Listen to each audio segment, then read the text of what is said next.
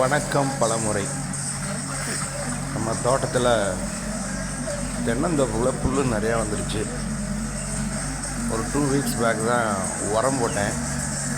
அது தண்ணி விட்டு உரம்லாம் செட்டாக இருக்கும், மரம் எடுத்துருக்கும் ஓரளவுக்கு. இந்த புல் இருக்கிறதுனால கொஞ்சம் உரமெல்லாம் புல் எடுத்து சாப்பிடும் போல இருக்குது. மரத்தை சுற்றி உரம் வச்ச இடத்துலனா பச்சை பசேர்னு இருக்குது. ஸோ அதனால் கொஞ்சம் ரொட்டேட்டர் விட்டு எல்லாம் க்ளீன் பண்ணலான்ட்டு ரொட்டேட்டர் ஓடிக்கிட்டுருக்கு. அது தென்னம்பிள்ளை ஒரு வயலில் வச்சுருக்கேன், இந்த வாழைக்கன்று. அதுக்குள்ளே ஓட்டுறது ரொம்ப கஷ்டமாக இருக்குது. அதில் தான் ஓட்டிகிட்டு இருக்காரு. அது ஸ்கில்டு பர்சன் தான் இந்த மாதிரிலாம் ஓட்ட முடியும். ஓகே. இப்போ ரொட்டேட்டர் ஓடுறதுனால புல்லு எல்லாமே கட் பண்ணி போட்டுரும். ஸோ அதுவும் நமக்கு தென்னை மரத்துக்கு உரமாயிடும். இப்போ மழை வேறு பேஞ்சிக்கிட்டே இருக்குது. ஸோ அதனால் அந்த மழை பெஞ்ச ஈரத்தில் புல்லெல்லாம் அழுகி அப்படியே ஒரு நல்ல சத்தாக கிடைக்கும் தென்னை மரத்துக்கெல்லாம், காட்டுக்கு. அதனால தான் இப்போ ரொட்டேட்டர் ஓட்டிகிட்டு இருக்கேன்.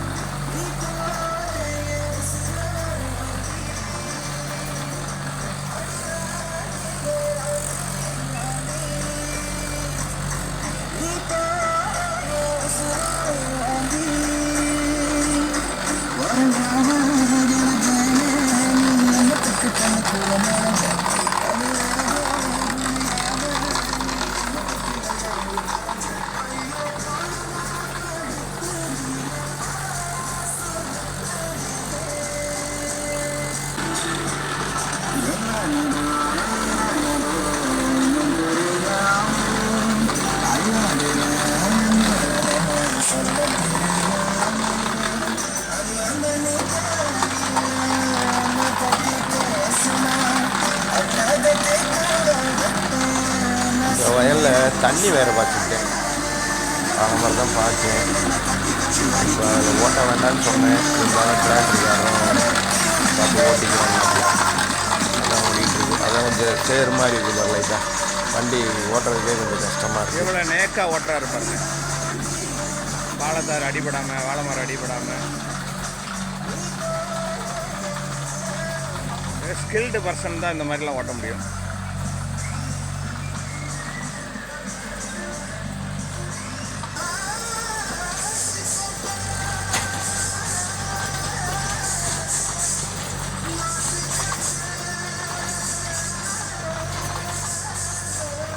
தென்னை மட்டையெல்லாம் பீஸ் ஆயிடுச்சுங்க. இது வாட்டர் ஆப்பிளுங்க. வாட்டர் ஆப்பிள்னு சொல்லி கொடுத்தாங்க, வச்சுருக்கேன். ஆனால் இந்த கிளைமேட்டுக்கு சரியாக வரமாட்டேங்குது.